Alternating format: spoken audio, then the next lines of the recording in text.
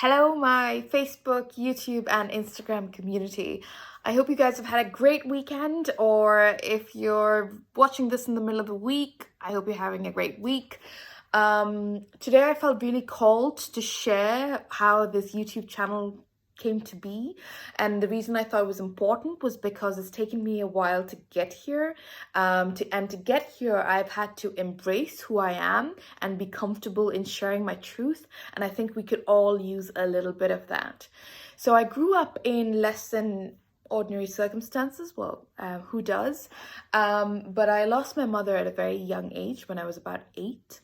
And my dad, when going through that experience, he didn't want us to lose out from that circumstance. So he turned into a super parent and he pushed us as children to be perfect.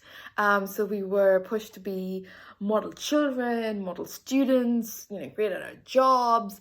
Everything was to be done with a certain degree of perfection in my family. But on the flip side, we were also taught to be really, really humble, that people should see my achievements, but never hear about it, and never from me. So it was an interesting sort of dynamic to grow up in.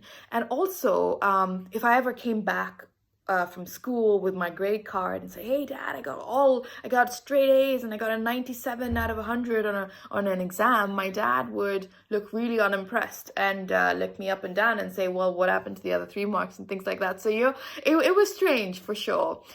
I also found that I sometimes got penalized for my achievements, that somehow people liked me a little less if I came across as bright or smart, especially being a woman, which is strange. So at an early age, I tried to come across as less smarter than I actually was. I have memories of school where in the run-up to O-levels, some of my classmates' parents actually demanded that my papers were reassessed in front of them because they couldn't really believe that I was that smart, and they couldn't believe that I could consistently score above 95 in every subject. They thought that there was some sort of an unfair bias towards me because my mom used to work in the school. I remember that incident so clearly. I must have been, I don't know, from 13 or 14, but I remember thinking to myself, well, why didn't they pick on any of the other kids who have teachers as parents in the school? And why didn't they pick on my brother and my sister, who are also children of the same teacher? I had this sinking feeling that I wasn't, it was to do with me, not anybody else, and that that I wasn't worth the grades, or I had to prove myself in some way, shape, or form. And at that point, instead of children's minds work in different ways. Instead of saying, well, I'm going to prove everyone wrong and I'm going to make sure that no one ever questions me again, I weirdly, in that young mind of mine, it translated into, well, I don't want to lose any friends as a result of this. I don't want people to challenge me. So maybe I need to hide my light. I need to hide my intellect. I should never talk about my accomplishments, lest I make anyone else feel uncomfortable. I must never compete because, oh my goodness, the number of times I've been forced into competitions always ended up in misery, always ended up in me losing friends. Vivid memories of school elections when I had to stand for head girl, and when I actually won and everyone was sending me messages of congratulations and saying, "You won, like, look at this." And all I had was that feeling of, really, did I win, or did I lose a whole bunch of friends? Or did I just realize that there are people in the school who didn't think I was up to the role or up to the title? And that translated when I was in university, etc. And ever after, if there was any elections, I would step away from it. If I've ever held any positions of authority, it's because that role has been handed to me. In my final year of university, when there were elections to stand for the whole president of the women's student body, I remember standing for elections and putting my name in for the nominations. But the minute one of my friends handed in her nomination, I withdrew. I withdrew because I thought it wasn't worth it. I didn't want to lose friends, and I thought it's fine. I can live without being the president of a student body. No role or title was worth that in my head. And it manifested in other ways, really. So, for example, I would always try and be a goofball wherever I went. I'd always make fun of myself. I'd never talk about certain topics unless it was started. I'd reserve my opinions on very many things. And we even have some of my friends. Sometimes I'm such a goofball that when I tell them I'm from certain universities and stuff, they'd be, really, can we see your certificate, because you definitely don't come across as that. And that's all been very intentional when I was growing up. So this is the story of all the times that I've actually hidden my light. Just the example I was talking about, I would never tell people about the universities that I went to or how well I did at them. If people ask me where I went to university, I'd say India and UK. If they prodded me further, I'd say West Bengal and London. And it would take a very interested individual who would then go into more specifics. And at that point, I would tell them, okay, the Indian Institute of Technology or the London School of Economics. At work as a consultant, I was constantly given feedback of, Pavi, you're on, the top-rated consultant. Your efficiency, your productivity, your drive, your thought process is amazing. But what's going to stand in your way in terms of your career and like early promotions is your visibility. I was constantly urged to talk about myself more. I was like, Pavi, you need to talk about yourself more. You need to tell other people how kick-ass you are. You need to tell other people about the work that you've done. Else you'll always end up being that person who does all these great things in the background and makes somebody else look really good, because they'll end up taking the credit, not because of their fault, but because you refuse to. Equally, if people ever played politics at work, I would step away and let them.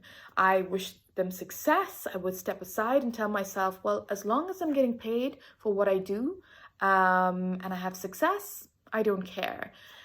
And the odd thing about all of this was that until very recently, despite me not chasing success, despite me never fighting for a promotion or a title, it always came to me. The universe has always placed me and in the path of success, somehow or the other. I've been at the right place at the right time.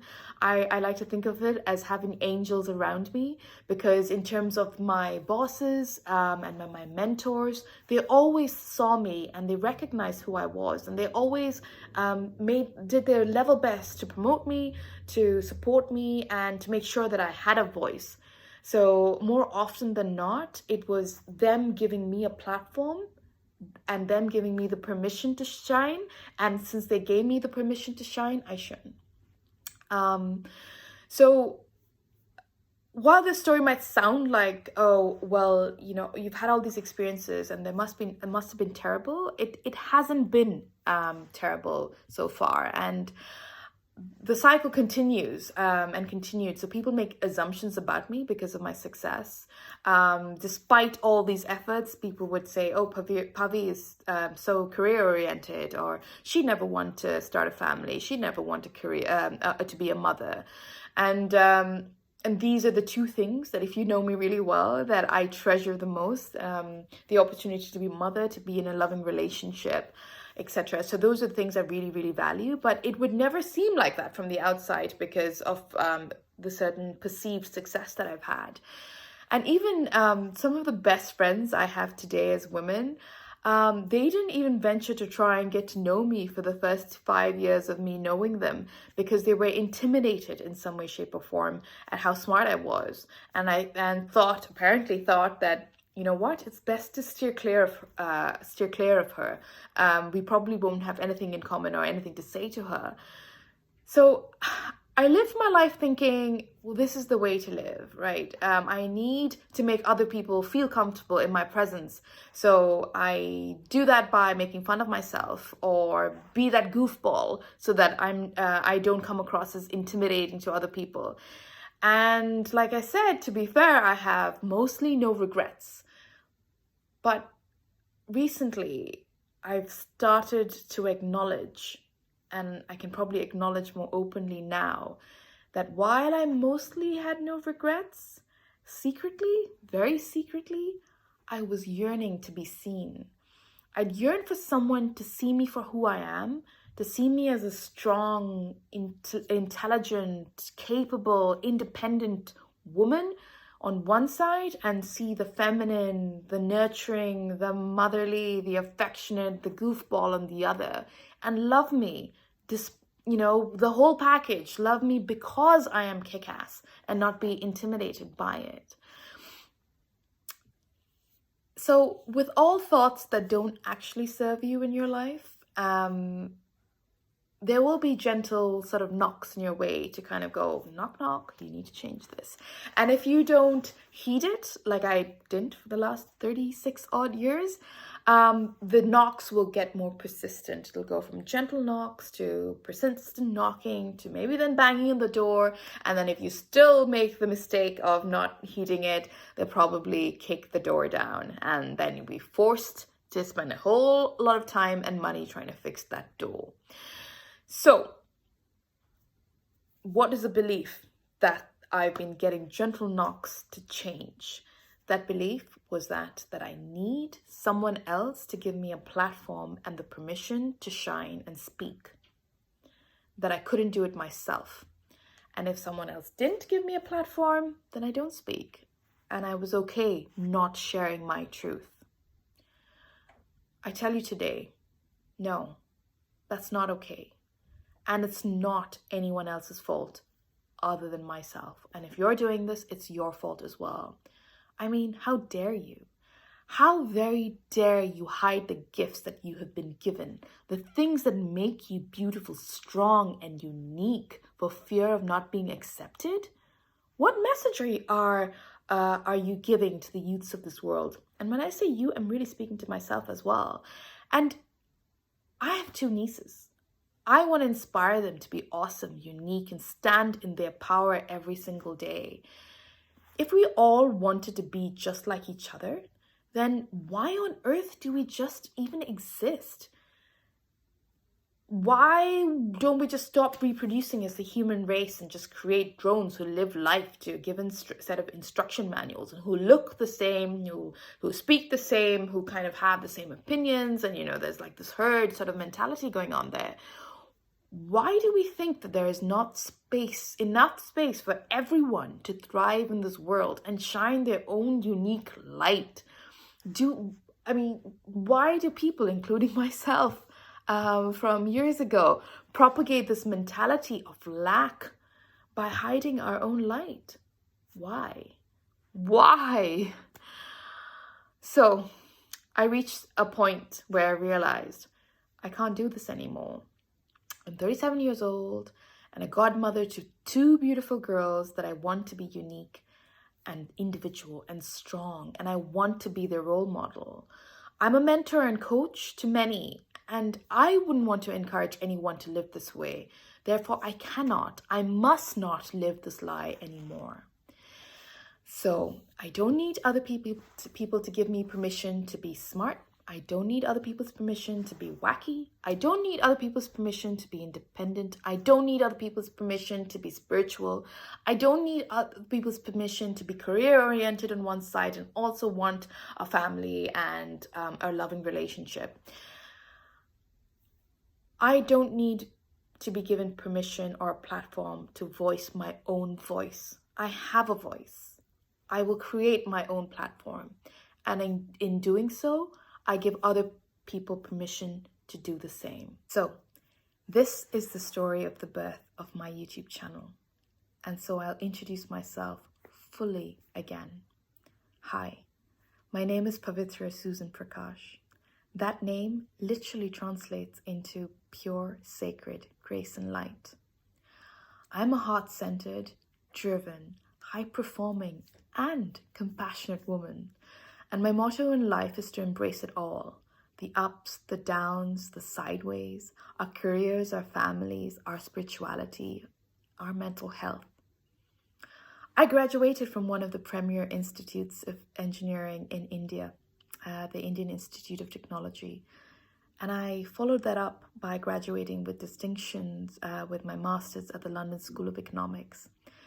In my career, I've worked with some of the biggest names in every industry. So from Emirates in aviation, to Deloitte Consulting in the consulting world, to Roche and NHS and Medtronic in life sciences, and to Credit Suisse and HSBC in banking.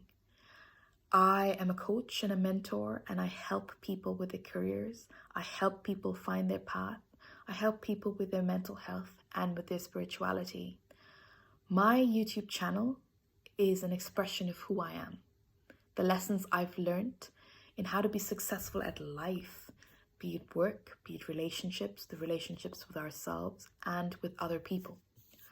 I strongly believe that in the notion that when the traveler is ready, the transport will arrive. And I hope that I will have the honor of serving as the transport for some of you while you go on your individual journeys. So this video has been actually quite difficult to make. I could feel I could feel myself bracing as I said some of these things, but I stand here today in front of you in my full power, with my full light, unafraid to bear it all and unafraid of judgment. And I hope that this video gives you the inspiration and the drive to do the same and allow me to support you through that journey. Look, we all need each other, and let's be our biggest cheerleaders. There is enough in this world for everyone. We all have our individual light. There is no need for competition. We'll all just thrive if we truly believe in that. So much love and light to you, and I hope that you found this video useful to step into your own light and power in some way, shape, or form. If you've liked this video, please like, subscribe, leave your comments below. I'd love to hear from you. It helps helping other people find this video easily on YouTube. So until next time, much light and love. Good night.